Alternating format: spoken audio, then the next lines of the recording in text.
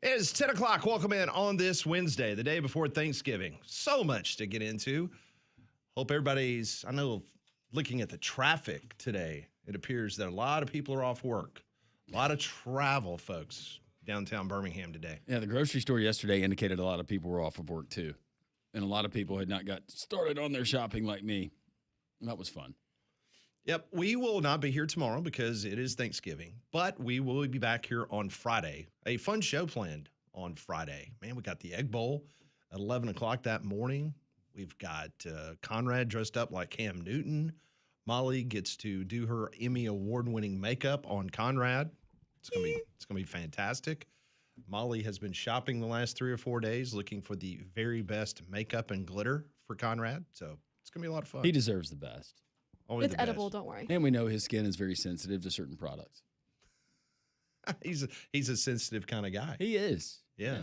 I want to say thanks to all the great people that came out to Social Taco yesterday. It was less than a Chamber of Commerce type day weather-wise, and it was a record crowd again. You folks just never disappoint. We appreciate that greatly. A lot of times during the show, we don't get an opportunity to sit down and break a chip or two with you and have a conversation, but we appreciate it very much so. And I know the folks at Social Taco, Michael, our outstanding server up there on the Taco Terrace, she has a great rapport with many of you, so we appreciate you taking care of her as well. Yeah, and if you haven't joined us, you're welcome any Tuesday that we broadcast from 10 to 2 there at Social Taco next to City Hall in the square there in Homewood. And when you walk inside, just look upstairs, and as you walk up the steps, you will see all of our friends. Yes, all of our friendly faces. So last night, the college football playoff rankings came out. I guess really the only thing that kind of got everybody talking was the fact that now Oregon has leapfrogged Ole Miss, which would make an interesting matchup in the first round of the CFP. Conrad would have to go to Vaught Hemingway Stadium and watch a coachless Ole Miss Rebel team play Alabama. I would love to see Alabama and Ole Miss in the playoff. I think we all agree that would be a lot of fun. Unfortunately, not likely based on the seeding, but perhaps Ole Miss, they go and take care of business against Mississippi State, Alabama against Auburn, and then let's say Alabama loses the SEC championship but still gets in. Maybe that 7-10 matchup stays true because I would rather watch that than Oregon because, we'd all like to see Ole Miss and Alabama again. So we will do a deep dive throughout the program in regards to the college football playoff rankings from last night. Still, to me, there's 3 areas of concern. If you're an Alabama fan, BYU beating Texas Tech in the Big 12 championship game, you got to be worried about that because they could put 2 teams in from the Big 12. What if Michigan beats Ohio State this weekend? Then all of a sudden the Big 10 could potentially get Michigan in along with the 3 that's already slated to be in, that being Oregon, Indiana, and Ohio State. So that's a problem. And then, of course, the third scenario that you need to keep your eye on is what do they do with Miami? If Miami continues to climb, Miami does not play for the ACC championship, but they're high enough to where the ACC gets 2 teams in. So then that's kind of a crazy scenario for the SEC where that could be problematic for the Tide and anybody else that would hope to get the 5th team in from the SEC. What do we feel like? Minimum 4, though, for the SEC, right? Yeah, I think it's 4. Minimum 4, and the bonus would be 5. Would be 5. Yeah, and I'll be honest with you. I hate that I'm having to defend Bama Hater and his team, but it kind of feels like the committee's telling you right now Miami's probably not getting it. Now, if there's chaos ahead of them, Alabama loses the Iron Bowl, Michigan or Oklahoma loses to LSU, right? Some of those things that could happen and help them out, but I mean, they are in the same 4-team pod now, so they are being evaluated directly against each other by the committee, and they're still telling you, yeah, sorry, Miami, that head-to-head just not good enough to get you over Notre Dame. So it really feels like for them, the committee's basically telling them, we're kind of done evaluating you. You just sit there, and if something happens, we'll move you up. But otherwise, no, we're done. We're not having that conversation. Sorry you won, but Miami's already taken their shot in the eyes of the committee. Yep. And here's the thing. I don't want to hear these ACC people bitch and complain about not getting a team in, this or that, because guess what? You decided you wanted to increase the size of your conference during expansion, because if you'd have stayed put and not expanded, we wouldn't be having this conversation. But it's the fact that your conference is swollen to the point where you've got so many bad football programs. You have now cannibalized yourself where you're not going to have that opportunity to get multiple teams in the college football playoff. Well, if you're realistic and you watch college football, even if you are a diehard ACC, you're a diehard, you watch that league play, you tell me, give me the one team that you would submit to the college football playoff against the current field we have and feel good about it. You wouldn't. That's the problem. I'm talking about good about winning one game. And the other thing I want to gripe about before we move on to something else, it's Notre Dame. I am so sick and tired of this sacred cow. They scored 70 in the Carrier Dome. Well, that's huge. So if you're reviewing what Notre Dame has done, their college football playoff resume, they've gone 1-2 in ranked matchups. They're 2-0 against G5 teams. They're 7-0 against Power 4 teams. Those Power 4 teams have a combined record of 8-48. That's right. 40 games under 500. They have no conference championship. They're not in a conference, but we're going to continue to prop them up and put them ahead of a team that they that lost head-to-head to Miami, and they had no other good wins. So once again, the committee has failed miserably in their task at hand, which is finding the best teams. Well, yeah. I know there's nothing really else to say. Yeah. The numbers speak for themselves. There's a period at the end of that. Yeah. So exclamation point probably. Yeah. But meanwhile, a lot of people are still turning to the West, Vaught Hemingway and Ole Miss, trying to figure out what's next with Lane Kiffin. It is amazing because, and we'll play some audio throughout the show, some different perspectives of what's going on with Lane Kiffin. But one thing is for sure, the people in the Bayou, they are as confident as you have ever heard that Lane Kiffin is going to be the next head coach at LSU. I'm not saying it's not going to happen. I'm not telling you it is going to happen.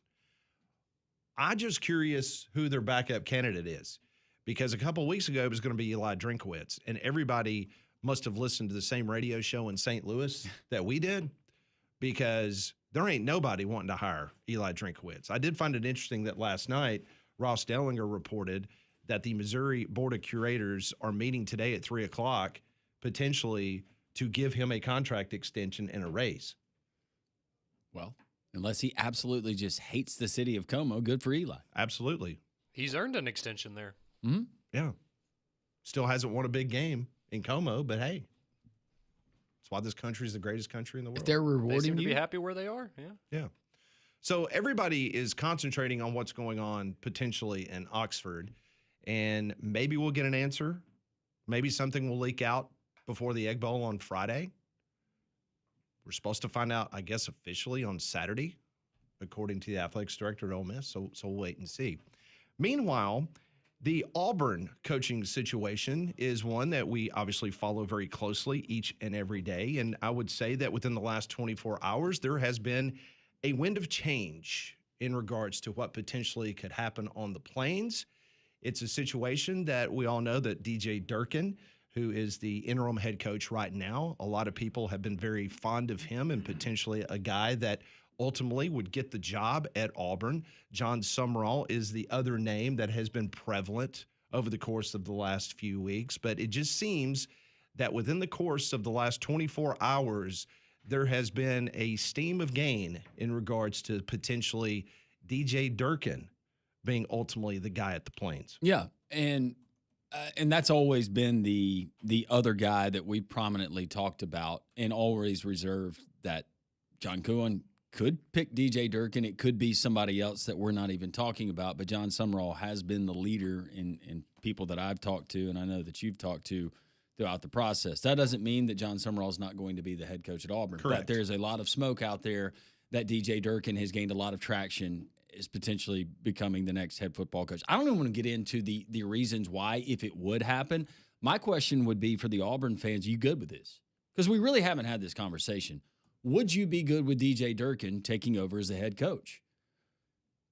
We can get into the reasons why John Cohen, if he was to make that move, would make that move, and we can scrutinize those later. But would the Auburn fan base be okay with that? They seem to be okay with him as their defensive coordinator, but are you okay with DJ Durkin as opposed to John Sumrall, or as opposed to both? It's a good question. And I think it's fair that a lot of people might say, ask me that question again in 4 days. Well, to that point, Conrad, if you've decided that DJ Durkin is going to be your head coach, John Cohen, I would advise you to go ahead and name him the head coach before the Iron Bowl. Absolutely. I mean, because you cannot afford to wait until Sunday and roll the dice, because we all anticipate that this is going to be a dogfight. It's going to be a very close game.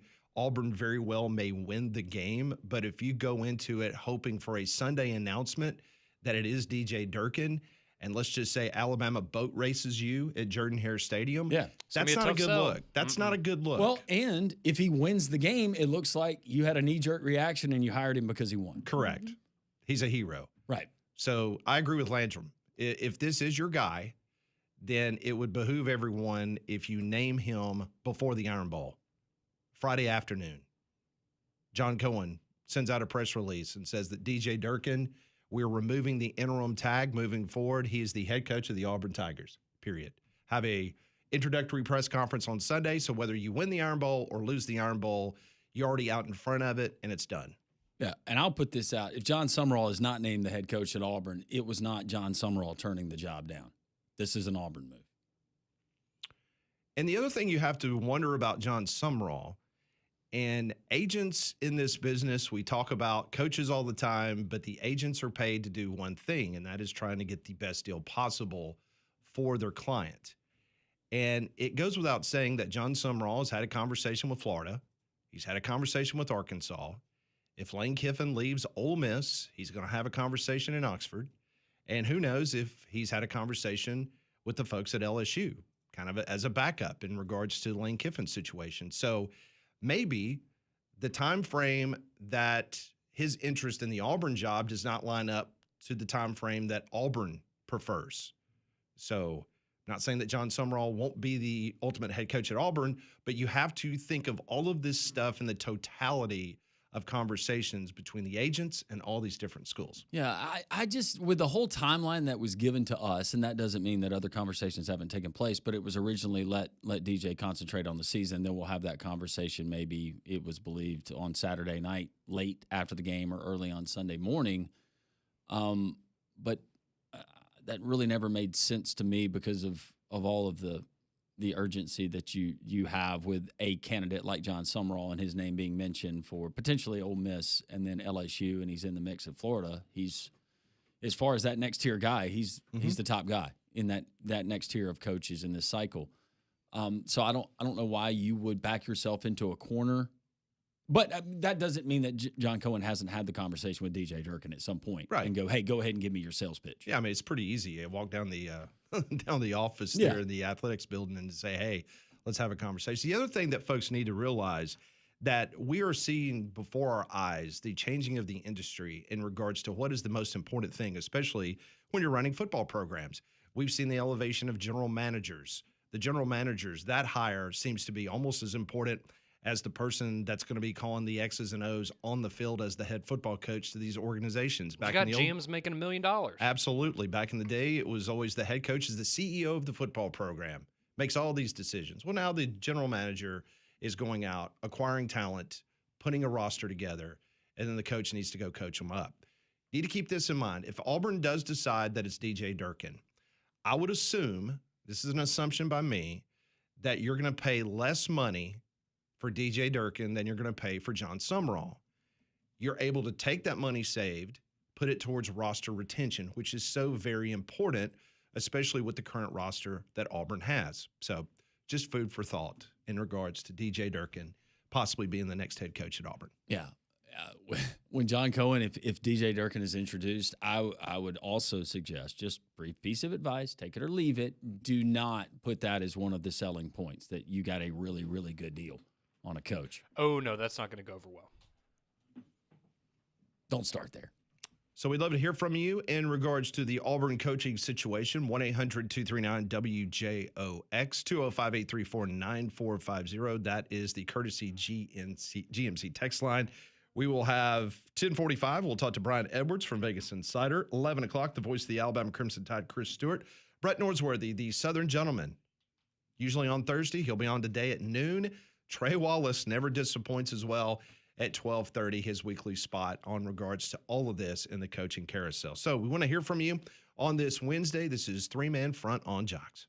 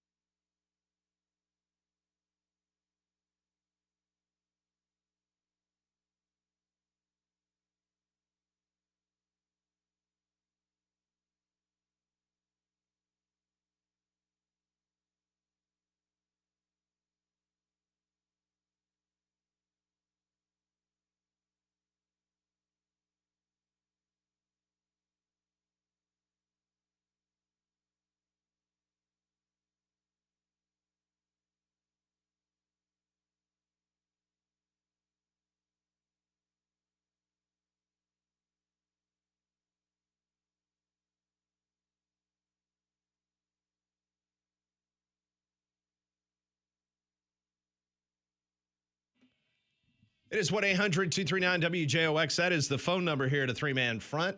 You can text us, and the text line is exploding as we anticipated. Just the conversation we were just having, it seems like over the last 24 hours, it seems that DJ Durkin potentially as the next head coach of the Auburn Tigers. That seems to be gaining a lot of steam in regards to certain circles with the Auburn coaching search. So we'll see if that does come to fruition over the course of the next couple of days. A lot of stuff going on as we get ready to head into Thanksgiving. There is a story that is coming out of the state of Arkansas, and I'm looking to confirm it before we say it as a fact. But there are some reports coming out that they could be very close in regards to finding their next head football coach. And the reports are it's not Bobby Petrino, so No. settle down, people. No, it's not Bobby Petrino based on these reports. I've reached out to some people in Arkansas to see if they can confirm or deny those stories. We can tell you that according to certain sources, that the head coach at North Texas is moving on to Oklahoma State. That's an interesting hire, not because he's not a good football coach. I'll just be completely honest. I thought he might be up for a better job than Oklahoma State.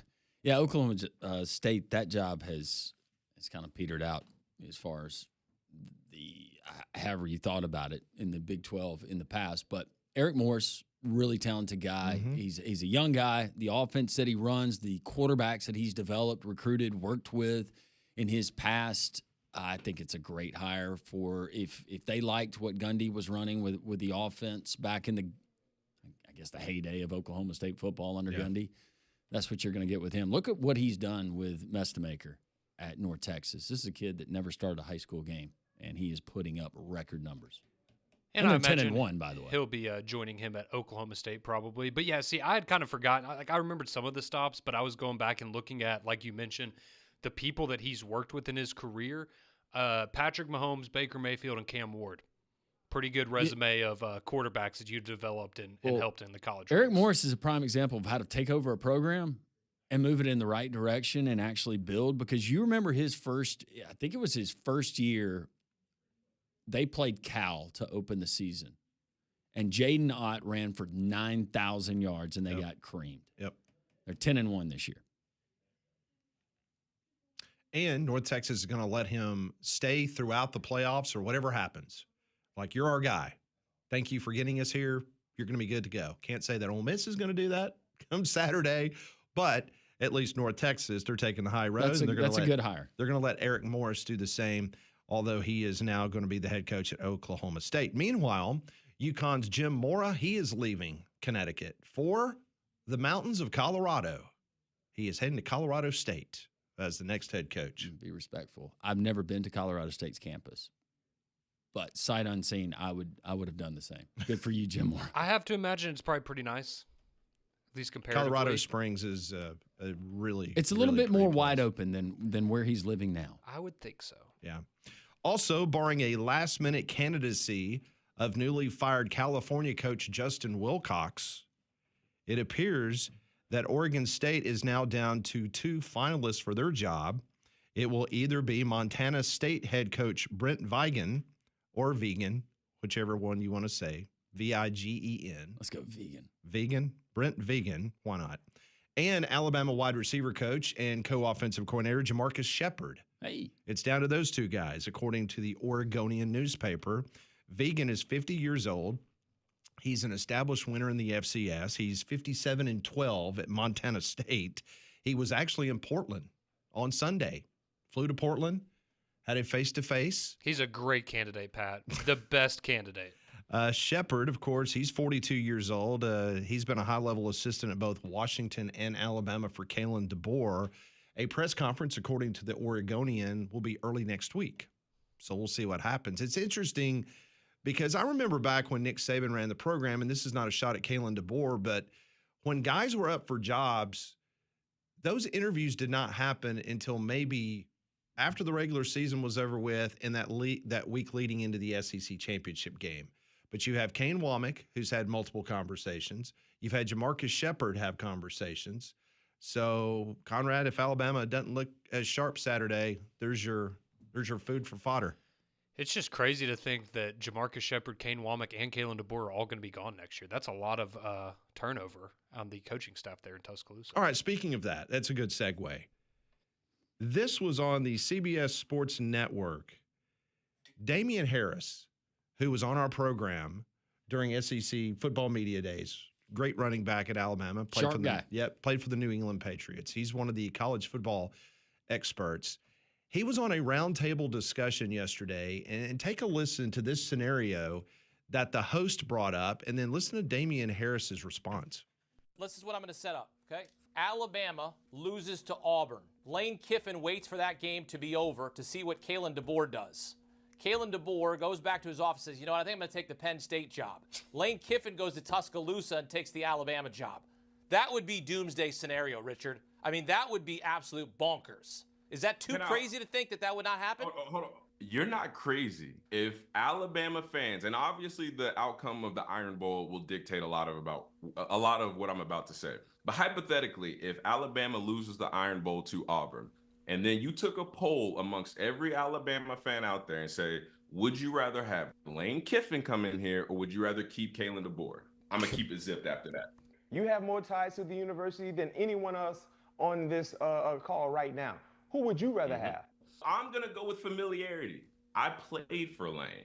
I understand the mindset that Lane has, and I also know that Lane is a part of that Nick Saban coaching tree. And seeing the success that he's had at Ole Miss, if you give him the keys and the reins at Alabama, I think that people would expect the potential to be a little bit higher. And I'll put it to you this way.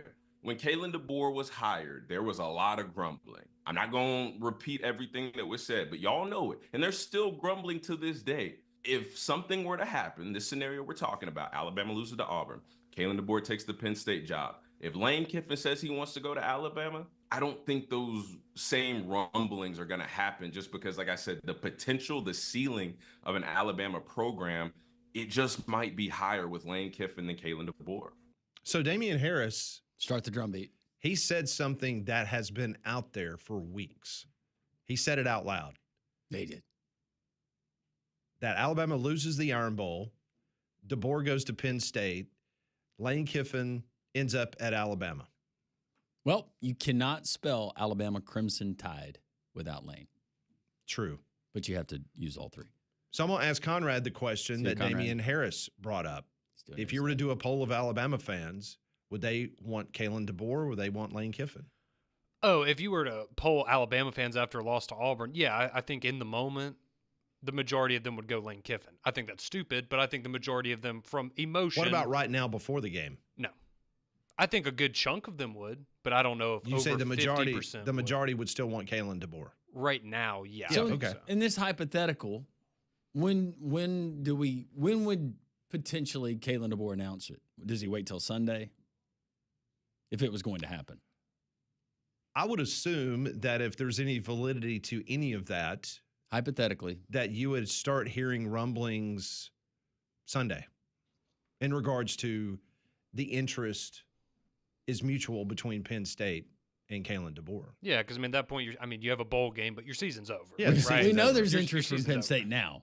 We talked that's- yeah. Yeah, But but it would just- be mutual. Yeah, is it going to be there from Kalen DeBoer? Right. Now, and that kind of goes back to what I said yesterday on the show, and I was saying it tongue in cheek, but what if you get Saturday a release from Lane Kiffin that he's loved his time in Oxford, but he wants another challenge, and he's not sure what that challenge is going to be, but he will not return as the Ole Miss head coach in 2026, basically making himself a free agent.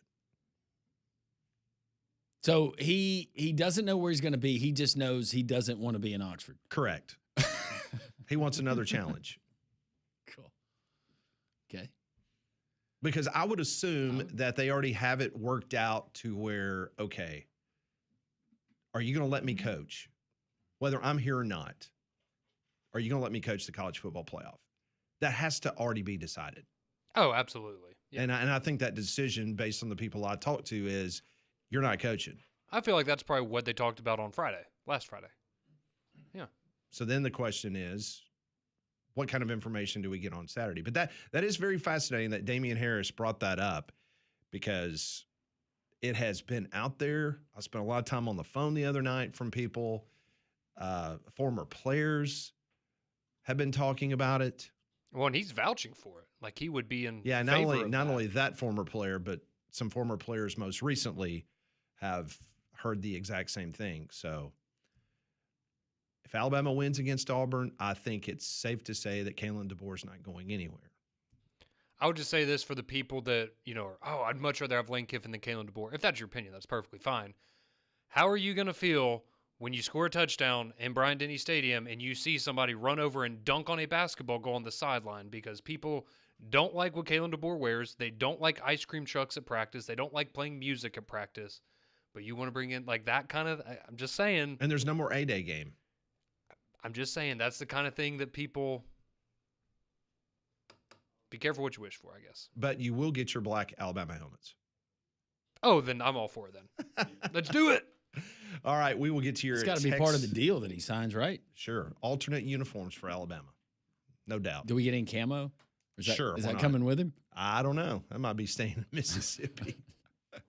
All right. We've got a full text line. We will get to that and your calls. That's next.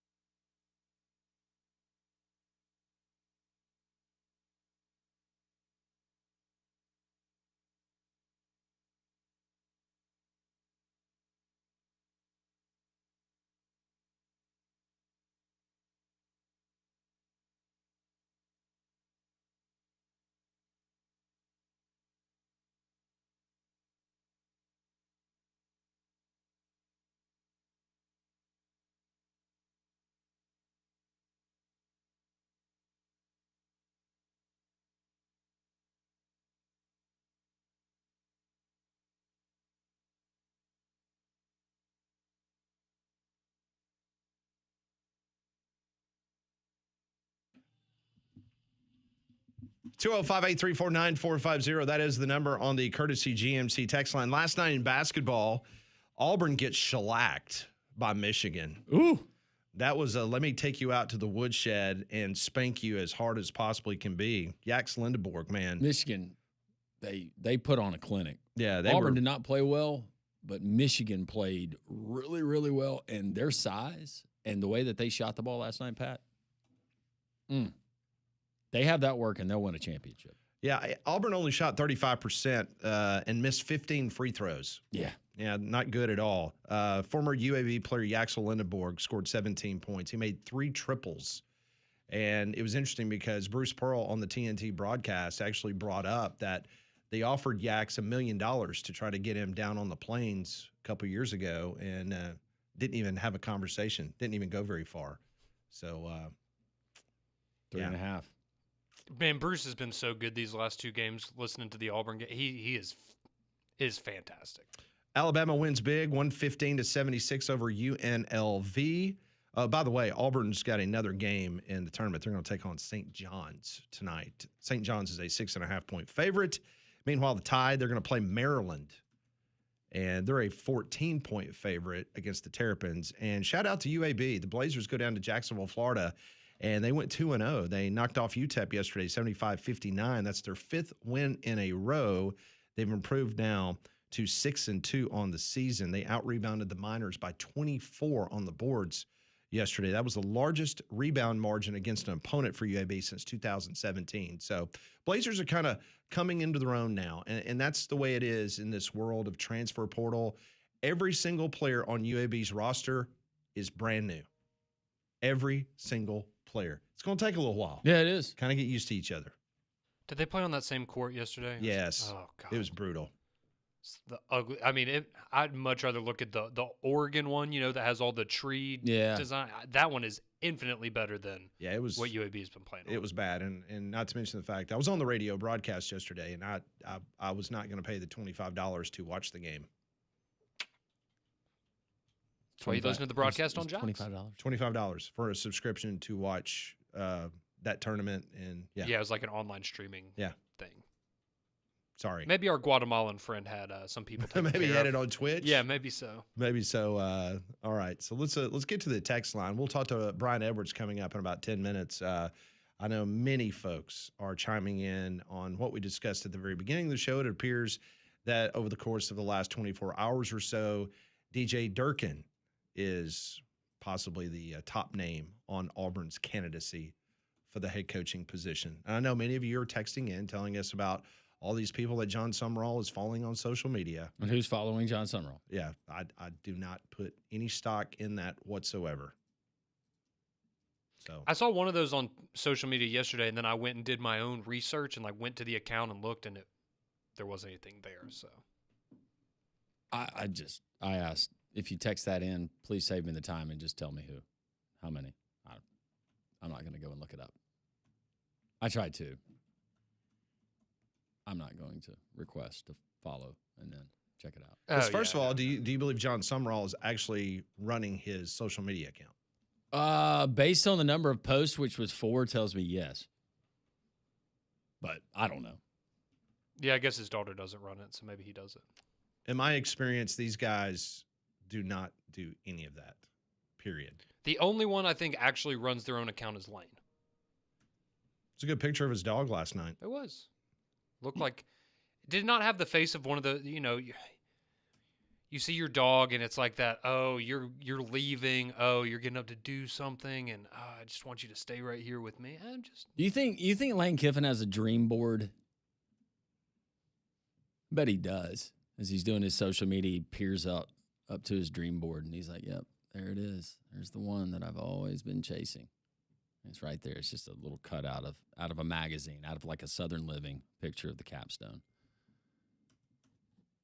Maybe so. You like to think that, don't you? No, I don't. 205-834-9450, 800-239-WJOX. We got our buddy Brian Edwards. He's our Vegas insider. He's going to be joining us, and we'll talk about who he likes, not only the NFL, Pat. We got Turkey Day football, but we also have a lot of college football that we're discussing. Yes. And the text line is open. 1-800-239-WJOX is the phone number. 205-834-9450 on the text line. We'll get to Brian next on this Wednesday edition of Three Man Front.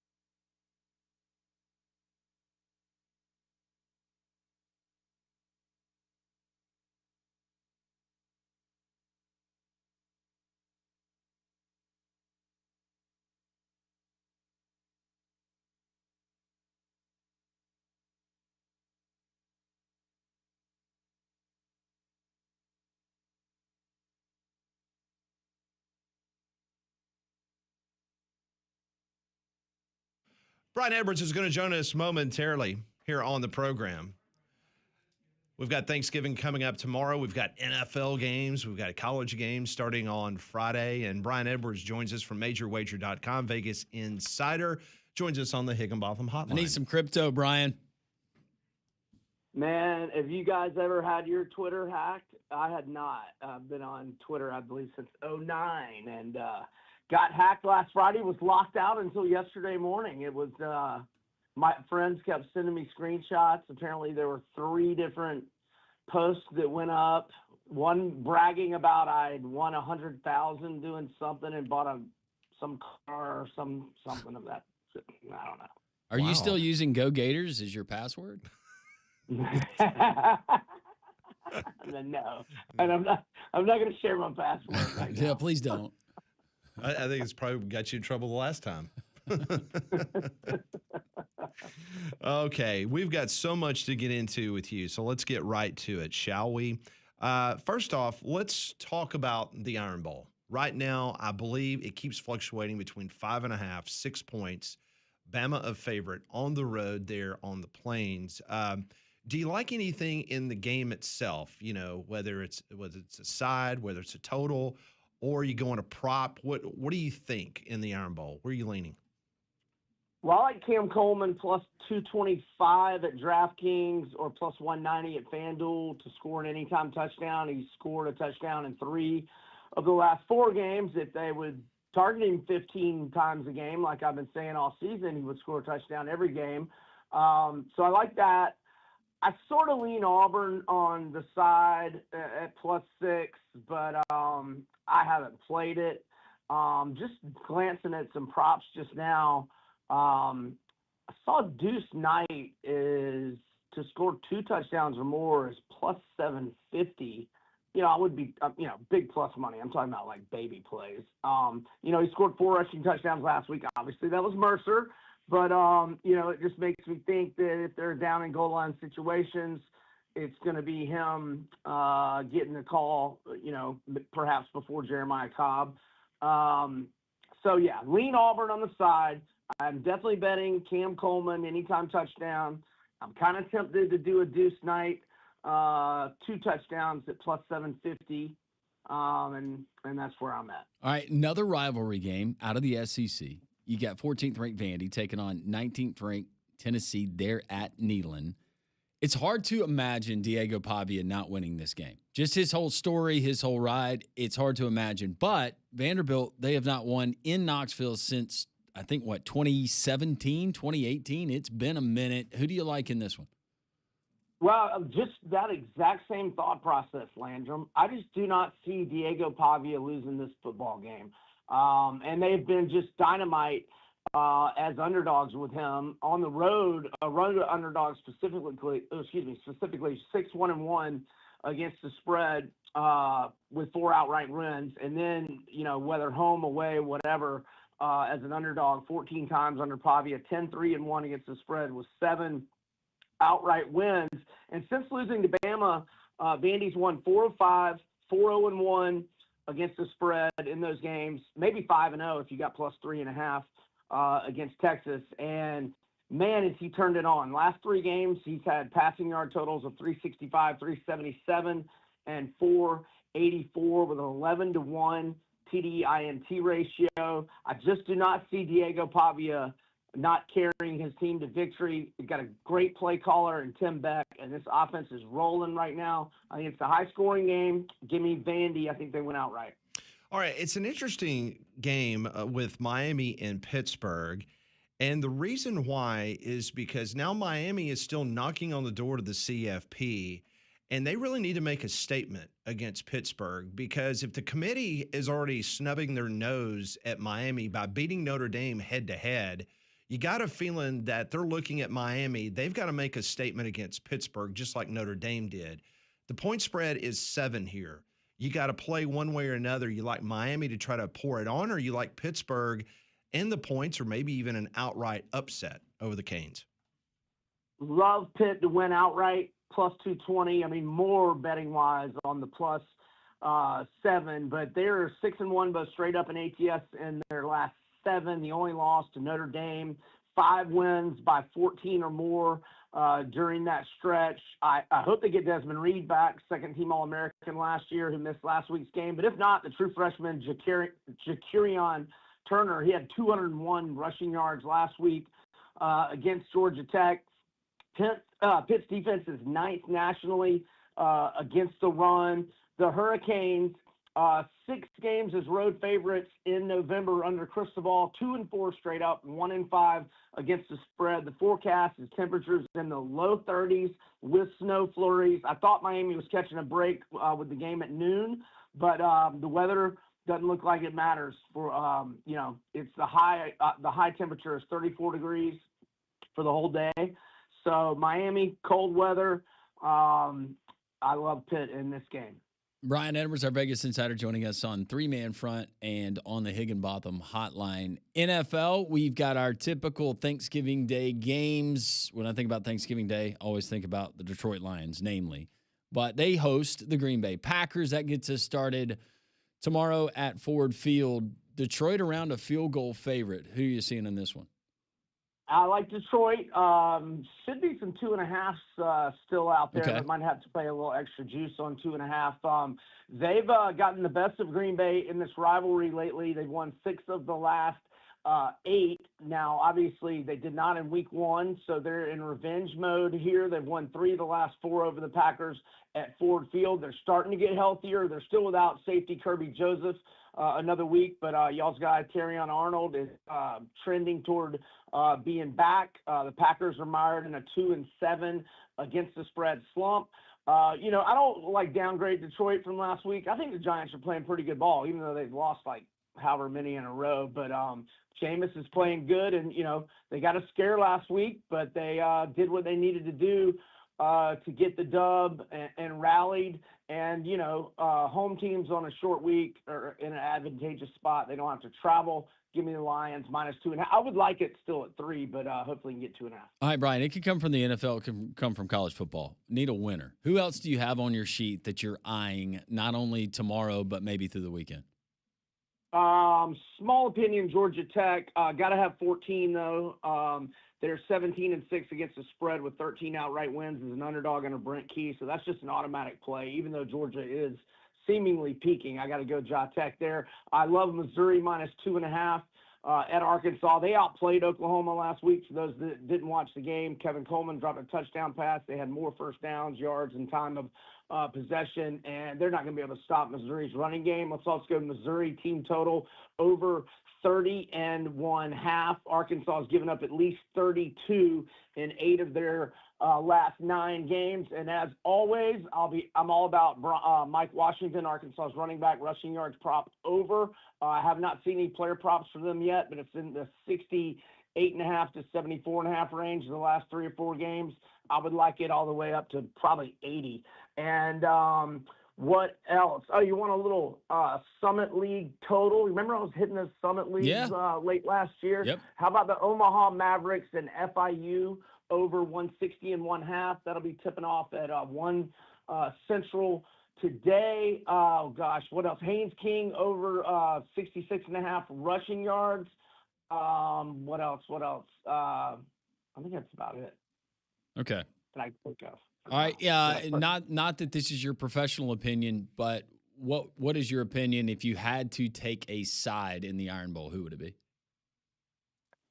To win outright or to win outright. Yeah. You going Alabama? Oh, outright, I would probably say Alabama, but I lean Auburn plus the 6. But I haven't bet it yet. I'm hoping it goes up to like 7, and I might bet it. All right. I didn't watch Deuce Night last week. I didn't watch the Mercer game. But stats look good. Yeah, So maybe, and look, he looked good. DJ Durkin's the upgraded head coach, and you never know what happens over there. Do y'all call it the Hornet's Nest? Some of my Bama friends call it the Hornet's Nest. Do y'all call it that? During here? No. No. I don't. Okay, Conrad just might. wanted- I don't. He calls it something else that he can't say on the air. Strange things happen in the Hornets now. FCC does not allow Conrad to say those words on the air. Otherwise, Conrad is no longer here. So, hey, where's Kiffin going? Is Landrum still sticking with Kiffin staying at Ole Miss? No, I've decided that Lane Kiffin is going into private business. He is no longer going to coach. I have no idea where Lane Kiffin's going. I am not still holding fast that he's going to remain at Ole Miss. But do you guys think that Florida's out of the question? Like most national pundits seem to think that it's definitely LSU or Ole Miss. It will not be Florida. I can promise you that. Really? Yes, you can spray paint that on the wall. Spray paint it on the wall. It will not be Florida. Yeah, who's backup? Yeah, who's the your backup? It's not going to be Lane. Hurry up! Drink hadn't signed the contract yet. Okay, all right. You know who my wild card is? How we doing on time? Y'all gotta go. Yeah, no, you're you're good. Yeah. All right, just a wild card. I mean, Starkville Strickland would never even think of this. But I love these and I don't know. nicknames Maybe you guys come up with. maybe he's just an NFL guy now. So maybe he wouldn't be interested. But we can do a lot worse than Cliff Kingsbury. Find somebody to handle the defense. I mean, he worked magic with Johnny Football. He worked magic with Patrick Mahomes. They just didn't have a defense at Texas Tech. And he worked magic with Jaden Daniels last year. I don't hate that. I don't hate that at all. Just out of nowhere, just a little wild card. Would you be okay with Lincoln Riley? I would be okay. I hate the way he left Oklahoma, especially to go to California with a K in the middle of, COVID still. But I hated that whole thing. But Lincoln Riley, I loved him at East Carolina when he was the youngest OC in the business, and he had Shane Carwin setting every East Carolina record that David Garrard ever set. I loved Lincoln Riley back then, and I liked him in Oklahoma. I would be okay with Lincoln Riley, absolutely. You mentioned the way he left. I just remember Lincoln Riley and half the members of his staff that he was taking with him to L.A. all wearing Oklahoma gear, getting on that plane to fly out there. Right. It was lame the way he left there, but I would definitely be okay with him or Kingsbury. Kingsbury, I can see it. After Lane, to be honest, when looking at this Florida coaching search, truly, it's a grab bag after that. I love that y'all think we're out of the Lane train. It's not happening. It's not happening. Brian, I'm just telling we you. shall see. It's not We happening. shall see. Just Brian, got confirmation. It's Well, not look, happening. I don't know that I would, even if we got him, I would not want him flirting with Alabama in 2 or 3 years anyway. So I'm That's in right. a good spot. I'm not going to be that disappointed if we don't get him. Cliff Kingsbury, is he still with the model? No. He got rid of that skank a long time ago. Oh! Oh, no, I'm sorry. I was talking about Holly Saunders, not the last one. Oh, we had. No, sorry. She was fantastic. Happy She's Thanksgiving, fantastic. Brian. That was the Holly Saunders shot. My apologies. Okay.